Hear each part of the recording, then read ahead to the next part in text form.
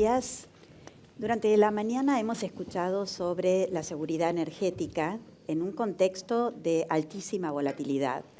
Pero la seguridad energética no es un concepto abstracto. Hay que traerlo a la mesa porque no solamente los países, sino también las industrias necesitan tomar decisiones en el día a día sobre el abastecimiento energético.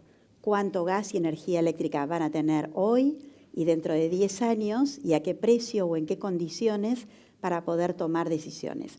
En ese contexto tenemos la integración de la región de Argentina y Brasil, que dejó de ser una hipótesis técnica con infraestructura ya construida pero lejos de su utilización máxima, para pasar a ser una realidad con una agenda de negocios totalmente encaminada y trabajando. Tenemos a Argentina, que emerge como el productor de gas natural competitivo, un Brasil, que necesita, por un lado, estabilizar la oferta de gas para su sector industrial y, al mismo tiempo, contar con suministro intermitente para la generación eléctrica. Por otro lado, tenemos aquí que irrumpe la tecnología y el AI, donde nos cambia no solamente la mirada del abastecimiento que necesitan y cómo generarla.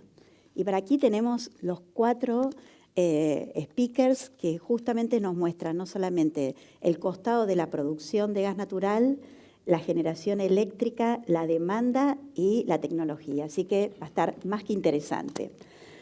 Muchísimas gracias, un placer. Vamos a empezar, ¿no?, del lado de la producción, ¿no? Entonces, contame, Leopoldo, que Tecpetrol es uno de los mayores productores de shale de vaca muerta, ¿no? Ya hoy Fortín de Piedra está en 25 millones de metros cúbicos más o menos. ¿Cuál es tu visión, ¿no? ¿Qué perspectiva tenés para el desarrollo del mercado gasífero regional? Muchas gracias, Gaby. Muchas gracias, Cambras, por la invitación. La verdad que es un placer estar acá en este panel con Gabriela, Álvaro, Alejandro y colegas. La verdad que las perspectivas de lo que es el mercado energético de Brasil y regional son muy positivas. Estoy convencido, digamos, que vamos a poder seguir profundizando en lo que es integración regional. Vemos a todos los actores privados y funcionarios públicos muy interesados y con ganas de concretarlo. Yo en particular lo que veo que tenemos que aprovechar son la combinación de 3 cosas que tiene que ver. La primera, obviamente, con Vaca Muerta, que habrán escuchado, digamos, tiene unos recursos muy abundantes de gas. El segundo, las interconexiones existentes que hay en la región, tanto de gas como eléctricas, que hay que seguir maximizando y aprovechando, y hay, obviamente, que complementarlo con nuevas obras. Y el tercero, la necesidad de los países de la región, sobre todo de Chile y de Brasil, por contar, digamos, en este momento, digamos, de tensión geopolítica y de alta volatilidad en los precios, de contar con un suministro de gas seguro, competitivo y confiable, ¿no?, como lo es Vaca Muerta. Vaca Muerta, como saben, digamos, es algo extraordinario. Estamos hablando de recursos de 300 TCF, 150 años de consumos de la Argentina, da para abastecer a Argentina, a la región y al mundo. Y lo que vemos es que si logramos incrementar las exportaciones para la región y se concretan los proyectos de LNG que están en cartera, podemos duplicar esa demanda, podemos duplicar la producción y aún así nos van a quedar 80 años de consumos, con lo cual también es muchísimo en largo plazo.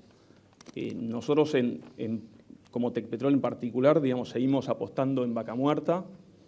Estamos invirtiendo ahora 2.500 millones de dólares en un proyecto Greenfield de petróleo en el norte, en el hub norte de Vaca Muerta, que vamos a poner en producción el año que viene, 70.000 barriles, los toldos 2 este, y a su vez seguimos invirtiendo y apostando muy fuerte al desarrollo del mercado de gas en Argentina y para la región, invirtiendo en infraestructura Y en producción, nosotros en Fortín de Piedra, que es el yacimiento más grande de gas de la Argentina, invertimos unos 500 millones de dólares por año para mantener esto, digamos, llegar a los 25 millones de metros cúbicos día en los picos de invierno cuando hay más demanda. Y la idea, digamos, es seguir manteniendo ese alto volumen y alta confiabilidad, que es, lo vemos clave para la región. Para que se den una idea, es más o menos la producción de todo lo que produce Bolivia, más o menos en su conjunto. Y con respecto al mercado de Brasil, lo que vemos es, o sea, Brasil tiene una matriz energética muy diversificada, lo comentaban, tiene hidro, tiene renovables y tiene un suministro de gas, un portafolio, digamos, muy bien diversificado. Tiene el presal, que hay más proyectos que se vienen en camino, tiene, y seguramente Álvaro va a comentar, tienen GNL y tienen Bolivia. Ahora lo que vemos es que Bolivia va a seguir declinando, 2029-2030 digamos, se va a quedar sin excedentes de gas para Brasil, y ahí es donde vemos que Vaca Muerta pasa a ser algo estratégico para Brasil, para recomponer esta tercer pata en el suministro de gas, para asegurarse un suministro energético de largo plazo. Ahí es donde me parece que Vaca Muerta pasa a tener un rol clave para Brasil. Perfecto. Alejandro, ustedes tienen es la segunda petrolera privada argentina, pero también tienen la característica de estar integrados desde el punto de vista también eléctrico, de generación eléctrica en Brasil, y vos tenés esa mirada, estás en Brasil, con lo cual, ¿cuáles son los proyectos que PAE hoy tiene en la región en gas, electricidad y también en renovables, ¿no? Como el complejo Novo Horizonte, y cómo se conectan con la integración? Bueno, buenos días a todos. Gracias a Cambras por la invitación y gracias a ustedes por compartir el panel conmigo. Pan American ya se posicionó algún tiempo como un player regional. Tiene presencia en varios países de Latinoamérica. Particularmente en Brasil decidimos entrar hace 5 años, que con mucha honra me tocó conducir todo ese proceso. Y elegimos entrar en el mercado de energía eléctrica en Brasil, y en particular en renovables. Desarrollamos ahí uno de los principales complejos eólicos del país, que ya está 100% en operación, y tuvimos que crear también una comercializadora de energía eléctrica, porque principalmente la energía la comercializamos en el mercado libre, lo que se llama el mercado libre brasilero.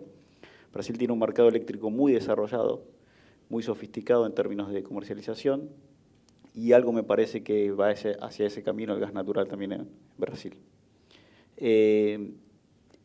Desarrollamos todas esas capacidades de comercialización de energía y al mismo tiempo también desarrollamos una comercializadora de gas natural en Brasil con foco en traer principalmente nuestro gas producido en Argentina hacia el mercado brasilero. En particular en Argentina nosotros tenemos presencia en todas las cuencas de manera muy activa y manteniendo inversiones sustentables en el tiempo.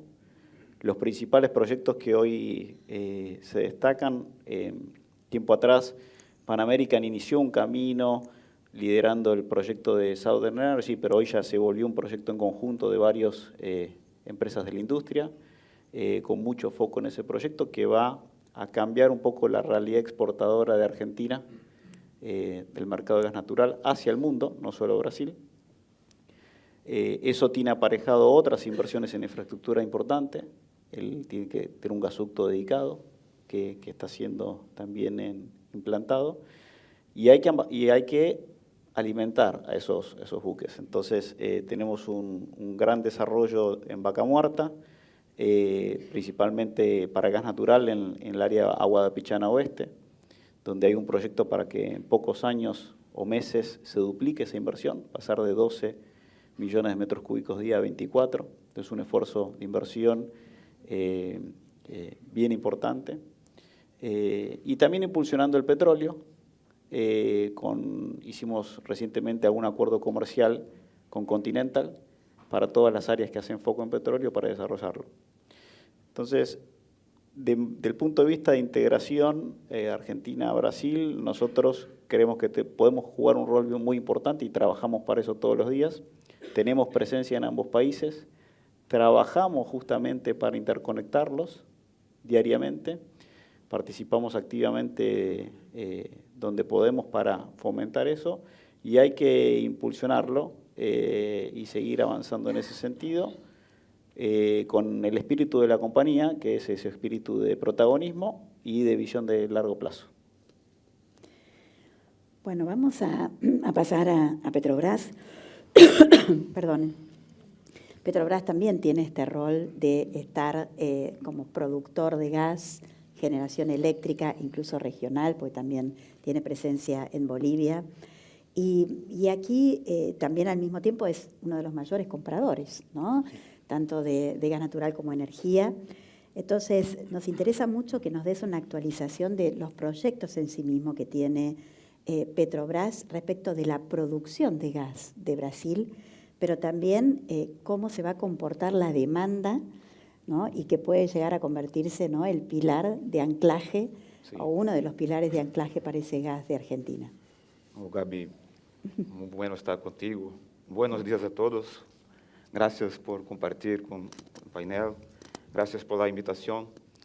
Honor estar acá. Petrobras tiene en su plan de negocios corriente una previsión de investir hasta unos 100 mil millones de dólares hasta 2030. De ese valor, unos 80% más o menos en exploración y producción, notadamente en Brasil, pero ahora también yendo para otros países nuevamente. Ahora en África, por ejemplo, pero las principales inversiones en Brasil, en Presal, nesse momento. El restante de la inversión para ampliación de refino, fertilizantes, petroquímica y también para la transición energética en bioproductos renovables, CCUS y otras iniciativas, sobre todo para reducción muy fuerte de las emisiones de nuestra propia operación. En el tocante a gas natural tuvimos el último año a entrada de un proyecto muy importante para nosotros, que es la Ruta 3 del Presal, la tercera ruta, trayendo una capacidad adicional de 18 millones de metros cúbicos por día, compondo unos 45 millones de capacidad de gas de Presal. Y tenemos para el futuro, como Roberto ha dicho acá a poco, el proyecto Raya, en que Petrobras tiene unos 30% de participación, proyecto operado por Equinor. Y también tenemos recién aprobado, FID el mes pasado, proyecto Sergipe, Aguas Profundas. Estos dos proyectos van a traer unos 34, 35 millones de metros cúbicos por día más. Primero de ellos entrando de acá a 2 años, 2028, proyecto Raya, y Sergipe para 2031, el primer gas. El primer óleo es 2030. Muy importante para nosotros porque nos dará ampliación de oferta, que es uno de los pilares de nuestro plan, pero también porque hay otras fuentes de gas que están justo ahora declinando. Aquí hablo de las cuencas más antiguas, más maduras. Por ejemplo, la cuenca de Campos, una de nuestras mayores, está en un proceso que se va a traer proyectos ahora de revitalización para nuevos ciclos, pero aún así es una cuenca madura. Y también Bolivia. Bolivia esperamos que pueda haber una reversión de este cuadro, pero en este momento tenemos una reducción de la producción de Bolivia y esto trae una oportunidad también de una mayor integración con Argentina, justamente por eso, porque la infraestructura que conecta Argentina, Bolivia y Brasil está posta y tiene una capacidad que puede, en nuestra visión, debe de ser utilizada. Con nuestros proyectos de gas que yo he comentado, esperamos traer una visión de un equilibrio entre oferta firme y demanda firme, o que trae la oportunidad de que el gas argentino pueda ser un complementario para el portafolio de las empresas. Petrobras es una de las compradoras, con certidumbre, y para traer la oportunidad de incrementar la demanda, porque tenemos que incrementar la demanda de gas. Y para hablar un poco de la otra demanda, yo he hablado primero de la demanda firme, unos 50, 55 millones que Brasil tiene. Pero hay una otra demanda que está creciendo muy rápido ahora, que es la demanda de las termoeléctricas. Tuvimos 2 meses atrás una subasta muy grande en Brasil para contratación de recontratação de térmicas existentes e também contratação de novas térmicas, em um total de uns 80 milhões de metros cúbicos por dia, de los quais uns 50 mais ou menos são de novas térmicas, e que são de uma modalidade de operação muito complexa, muito volátil, que pode operar poucas horas por dia. Então, há acá uma oportunidade, mas também um desafio de como podemos lograr que esta integração também pueda suministrar para esta outra demanda muito mais alta e que agora não é mais uma demanda solamente de energia, ¿sí? É uma demanda de potência. Estas térmicas, quando forem chamadas a operar, estarão, neste momento, completando a potência elétrica instantânea do país. É uma forma nova de operar que foi trazida por o fato de que o Brasil tem um componente muito grande de renováveis e que são muito intermitentes. E, por lo tanto, nos trazem esta oportunidade. Eu não sei aún qual será o volume, o preço, mas eu sei que há uma oportunidade muito larga devido a estas condições que hemos visto e estamos aqui temos tido charlas, ¿sí? Para tentar transformar, convertir isso em uma realidade de largo prazo em benefício dos dois países e, sobretudo, da região. Esta região é uma potencial exportadora estrutural de energia para o mundo. Petróleo, gás, energia elétrica em outras formas, ¿sí? E temos que ir ao máximo deste potencial. Muitas graças novamente. Fernando, bueno, según la EIA, el consumo eléctrico de los data centers se van a duplicar de 485 tera en el 2025 a 950 tera, ¿no?, en el 2030. O sea, casi lo va a duplicar. Esto realmente es un cambio estructural para todo el pensamiento que veníamos teniendo hasta ahora en términos de planificación energética, ¿no? Entonces, si sumamos todos los proyectos y los data centers que se van a duplicar, ¿no?, ¿cómo cambia eso y tu visión, ¿no?, de la demanda energética? ¿Qué es lo que necesitan, ¿no? ¿Qué significa incluso para la región esta oportunidad, pero también un desafío? Bueno, primero gracias por la invitación. Encantado de participar acá con los colegas, sobre todo representando un sector distinto. Es muy interesante lo que marcás. Lo podrías ver así, la demanda global de energía de acá, podemos discutir cuál es el número, 5 o 6 años, básicamente podría duplicarse solamente por el uso de la inteligencia artificial. Entonces, paradójicamente, lo mismo que viene a ayudarte te está demandando mucho más. Creo que en parte de eso es lo que hemos aprendido en estos últimos 2 o 3 años de aplicación más activa. La inteligencia artificial tiene mucho más años que eso. Sin embargo, el poder de cómputo para darle realmente materialidad a este tipo de cosas es un poco más reciente. Y algo de lo que aprendimos es, no hace falta tirarle con la máxima capacidad a todo. Si uno lo hace, termina teniendo este tipo de resultados, donde hay un ejemplo bien simple que me gusta usar en el trabajo, ¿no? Si usted tiene instalado alguna herramienta de productividad y le preguntan qué debiera hacer hoy, y bueno, la herramienta que va a hacer, analizar todos los correos, toda la información que tiene disponible por ahí para decirte, enfócate en la reunión de las 3, que es con tu jefe. Si en cambio le preguntaras a la misma solución, ¿qué ves en mi calendario importante? Va, busca el calendario y con una simple búsqueda a los 5 minutos y con un consumo 100 a 1000 veces menor, podría entregarte el mismo resultado. Entonces, lo que vemos en la tecnología, que después se va a ver extendido, obviamente, a las redes y a los productores, obviamente, de energía, es el uso correcto, es la gran diferencia entre ver algo que pareciera ser una amenaza, no nos va a alcanzar la energía, a es algo que viene a revolucionarnos en todos los sectores y tiene mucho para ayudar. Eso contestando por ahí un poco más el tema digamos, este pequeño fantasma de cuál sería el consumo. Y empezamos a verlo, mismo dentro de Glomas hemos hecho no sé si un experimento, pero una manera de empezar a probar lo que nosotros mismos tratamos de llevar a nuestros clientes. Cuando hoy vemos cómo consumimos tokens internamente, tokens para la jerga es básicamente una manera de agrupar información. Para hacerlo simple vamos a decir que son 4 caracteres, un pedazo de una palabra. Entonces cuando uno ve cómo consume esa información y ve cómo lo distribuye, puede encontrar dentro del uso cotidiano que hay muchas de esas solicitudes que se pueden resolver con modelos muy sencillos, mucho más sencillos que esos que consumen estos volúmenes elevados de energía. Y a partir de entender qué requiere qué poder de fuego, como la frase en inglés, no tirarle con un cañón a un mosquito, uno puede empezar a diseñar sistemas que tengan sentido y que le saquen realmente el jugo.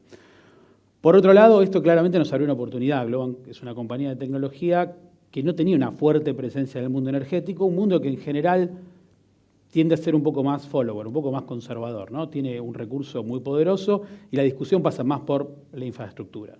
Sin embargo, la aparición de la inteligencia artificial nos abrió una puerta increíble porque pone en juego en un mercado regulado, donde en muchos casos los precios pueden ya estar un poco más dictados, la capacidad de volver algo atractivo porque puedo jugar fuertemente con los costos y puedo variar y algo que no era tal vez un negocio, volverlo algo mucho más útil. Y ahí vemos ejemplos en toda la cadena. Desde, bueno, mencionamos obviamente aquí Vaca Muerta, que tiene las características que tiene, por ejemplo, mucha operación distribuida. Operación distribuida requiere de gestión compleja, humana, donde por ahí no es tan sencillo entender qué está pasando. La determinación de múltiples variables para entender cómo aumentar la productividad, súper relevante. La capacidad de monitorear, nuevamente monitorear, hablamos de analizar un montón de variables. Mucha gente de la industria me dice, pero yo podía hacer eso antes. Yo digo, sí, pero ¿con cuántas variables al mismo tiempo? ¿Y cuántas podías mirar? Y aún si las analizabas, ¿qué tan rápido podías responder? Ahí vemos un gran cambio también, siempre dentro del marco en el cual nosotros entendemos la inteligencia artificial. ¿Qué quiero decir con esto? Hay compañías que van a poner toda la carne sobre el asador y hacerlo casi de manera irresponsable y después lo arreglamos. Hay compañías que son mucho más conservadoras. Nosotros entendemos que hay un punto intermedio en el cual se puede hacer uso de las nuevas tecnologías de manera supervisada. ¿Qué quiere decir esto? Una compañía de los volúmenes de los aquí representados y probablemente muchos en el público no está en condiciones de pongamos esto en producción y veamos cómo nos funciona. Tiene que haber cierta gestión. Y es además la manera correcta, porque lo que hoy vemos, más allá de lo que uno puede leer en los medios, es que es un gran potenciador de la productividad. Entonces, esa productividad potenciada en cada uno de los individuos, organizada de una manera empresarial, es a lo que apuntamos. Y como daba el ejemplo, puede ser tan cerca como en el campo, como en la distribución. Vos describías recién, Gabriel, un desafío. ¿Va a haber mayor demanda? Bueno, entender cómo distribuir o predecir esa demanda va a ser un factor completamente vital, sobre todo para combinar distintas fuentes de energía. No todas se comportan de la misma manera, no todas se pueden almacenar, en no todos los casos puedo decidir cuándo la voy a necesitar.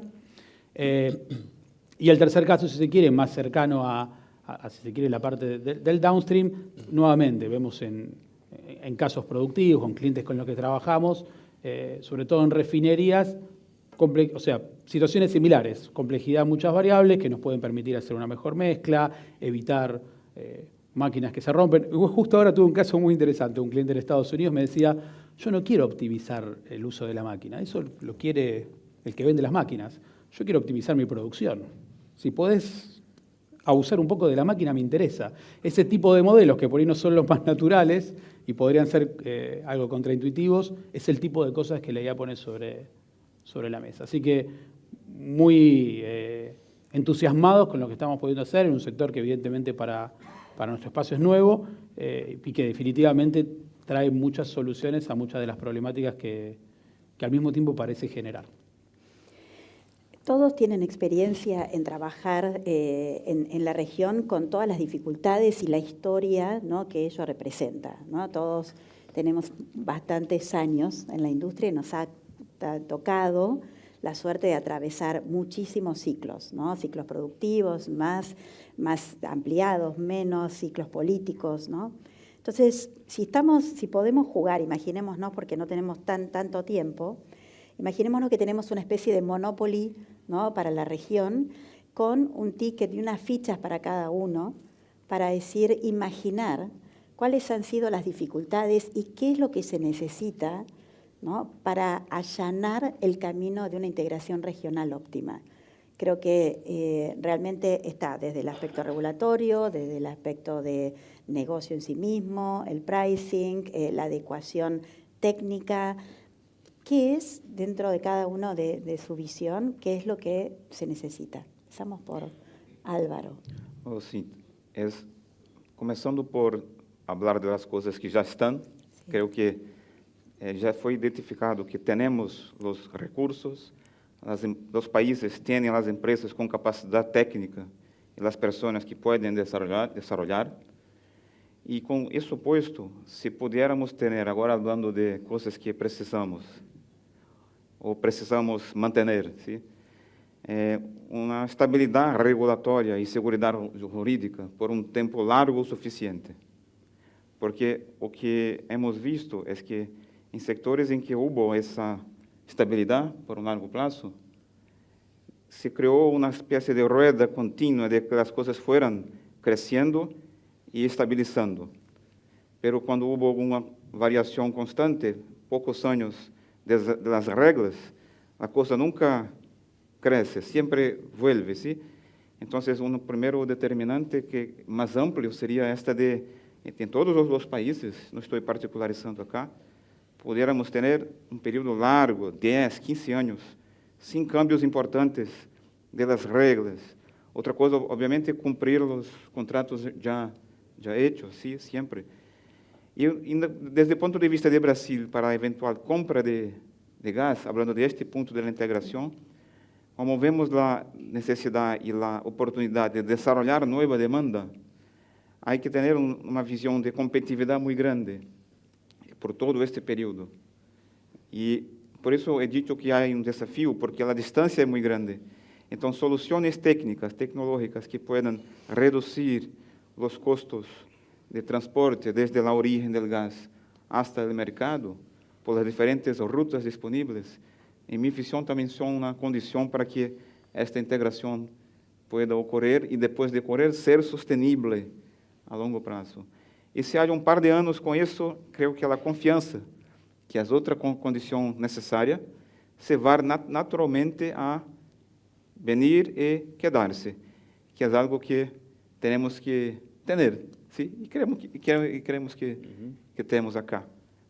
Yo diría esto para no tomar todo el tiempo. El shopping list es longo, pero esos son los principales, sí.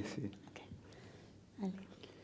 Creo que de manera resumida tenemos que cambiar un modelo de pensar de dejar modelos competitivos para pasar a modelos más colaborativos. Cuando uno mira las necesidades y recursos de Brasil y de Argentina, hay mucha más complementariedad que competencia. Existe la competencia en ciertos puntos, pero es muchísimo más la complementariedad potencial que tiene.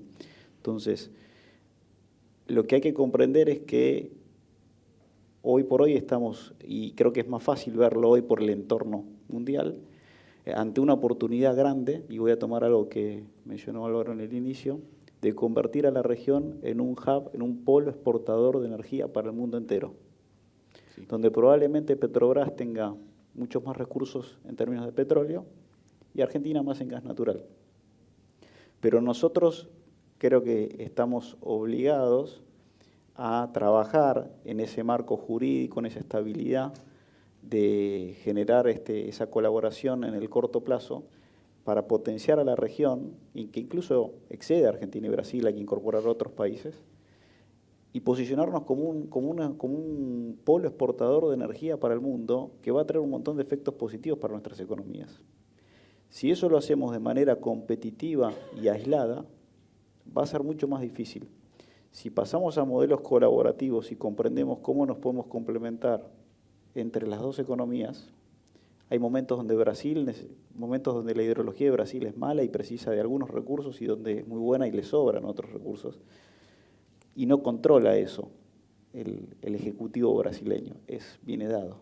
Entonces tenemos que trabajar en esos modelos de complementariedad para posicionar a la región en un hub exportador de energía para poder ofrecer al mundo energía sustentable, abundante y competitiva. Creo que ese es el gran desafío que tenemos que trabajar en modelos colaborativos. Leo. Como dijo Álvaro, el desafío es enorme porque hay muchos kilómetros de distancia, aunque nos separan entre Vaca Muerta y los principales destinos de Brasil. Siendo muy concreto, yo creo que hay que seguir trabajando en 4 cosas, porque hubo un hito muy importante que ya logramos el año pasado entre productores y varios cliente de Brasil, que fue exportar las primeras moléculas de vaca muerta a Brasil vía Bolivia, ¿no? Esto se dio en abril. En el verano venimos exportando volúmenes muy pequeños en forma, digamos, interrumpible. Tenemos que saltar de escala. Y para eso, un poco resumo lo que ya habló Roberto de IBP y comentó también Álvaro. Creo que se tienen que dar cuatro cosas. La primera, claramente tenemos que llegar con un precio competitivo en destino. Acá hemos venido trabajando con el precio de boca de pozo para que sea más competitivo. Ahora, hay todos unos costos de transporte, toda una cadena, digamos, de costos de transporte que es muy amplia y hay que hacer un esfuerzo muy grande, un esfuerzo de todos en lograr optimizar esas tarifas de transporte y sobre todo, creo yo, y lo comentó Roberto, en el transporte que ya está existente y está amortizado de Bolivia, ¿no? Ese hay que seguir trabajando muy fuerte, digamos, en esos aspectos de costos en la cadena de integración de transporte. Y el otro punto que tiene que ver también con precio en destino tiene que ver con los impuestos, si querés, de exportación, que son los derechos de exportación que tenemos en Argentina, que para el GNL no se va a aplicar, tampoco se debería aplicar, creo yo, para el gas exportado a la región. Y lo mismo los impuestos de importación que hay en Brasil, el PIS/COFINS, que no se aplica para gas de Bolivia, ni entiendo tampoco para LNG importado, pero sí aplica para Argentina. Entonces ahí creo que también hay espacio para reducir y mejorar, para llegar de vuelta a un precio competitivo en destino. El otro punto que se habló también es ampliación de capacidad de transporte, que es un cuello de botella. Ahí hay un proyecto clave que es el de TGN, que se está hablando y espero que se materialice en algún momento, digamos, de este año, que es el proyecto desde Neuquén a La Carlota. ¿Sí? Es un gasoducto nuevo que va a viabilizar pasar de exportaciones interrumpibles a poder hacer exportaciones en firme los 365 días al año. El tercer punto tiene que ver con, que también se habló, con una especie de acuerdo de integración país-país para que pueda, digamos, generar una especie de paraguas que garantice que no se van a afectar los contratos entre privados. Esto va a dar previsibilidad, confianza, un poco también lo que dijo Álvaro, sobre todo si pasamos por un tercer país. Y el cuarto punto es que la demanda, obviamente, esté dispuesta a firmar contratos en firme de largo plazo, ¿no? Eso lo que va a generar es poder financiar las obras de infraestructura como el gasoducto que comenté. Es un gran desafío, estoy convencido, digamos, que lo vamos a lograr, venimos trabajando un montón en eso, varios actores, y creo que vamos a poder, digamos, desde Vaca Muerta, llegar con un gas seguro, confiable y competitivo para Brasil y el resto de la región. Muy bien. Fernando. Me quedé pensando en, más allá de que obviamente mi área de expertise me hace buscar otros puntos en común, evidentemente acá hay cierta disparidad. Brasil tiene un desarrollo en infraestructura, por ejemplo, en lo que es tecnología, mucho más avanzado, ¿no? Data centers locales y demás. Argentina tiene una súper oportunidad porque Vaca Muerta le genera una concentración que pone por primera vez sobre la mesa la idea. Sé que algunos de acá de las compañías de los colegas lo están evaluando porque lo hemos charlado con ellos. Pero básicamente se da la posibilidad de pensar, bueno, si con menor temperatura o una temperatura más acorde para instalar un data center en lo que sería el lugar, si teniendo también la oportunidad de utilizar subproductos que se generan, como el venteo, como cualquier otra de las cosas que en general por ahí serían consideradas despreciables para lo que es la producción primaria, pero podrían ser reconvertidas en energía. Y si además se puede aprovechar ese poder de cómputo en el edge, o sea, ahí donde realmente se va a utilizar, con los ejemplos que les daba hace unos minutos de uso de inteligencia artificial, eso da, descartando por supuesto que las condiciones políticas y económicas son las favorables, que creo que ha habido un avance en ese sentido, eso abre la puerta a poder instalar data centers en lugares donde vuelven a ser mucho más efectivos, donde son energéticamente más eficientes, pero que además solamente tienen sentido si vos podés considerar que su uso y su consumo va a estar de alguna manera compartido con quien es obviamente el monstruo de la región, que es Brasil. Entonces, tenés un montón de condiciones positivas, tenés otro tipo de relaciones que mis colegas acá han descrito muy bien, tenés la oportunidad también de poner la tecnología más cerca, de dar muchísimo mejor eficiencia, llevarla cerca de lo que hace falta, estar menos dependiente de lo que pueda llegar a ser conectividad. Pensemos que hoy nos dejamos de operar con cables submarinos que recorren todo el Atlántico y así todo, en muchos casos, es como opera esta y muchas industrias. Así que hay una gran oportunidad ahí de hacer cosas en común. Pero de nuevo, el volumen de Brasil le da mucho más sentido y creo que la oportunidad de Vaca Muerta, con una concentración bien marcada en una zona geográfica que tiene muchas condiciones positivas, terminan de redondear lo que creo que es una gran oportunidad para ambos países. Bueno, cierro este panel. Creo que una de las cosas, más allá de todo lo que se ha hablado, es que hay pocos momentos en la historia de que se presentan tantas oportunidades o viento a favor. Creo que hoy, no solamente Argentina como Brasil en su conjunto, atraviesan ese momento que no se debe dejar pasar. Y la última pregunta es, ¿final Argentina-Brasil? ¿No sabemos? Bueno, muchas gracias. Gracias.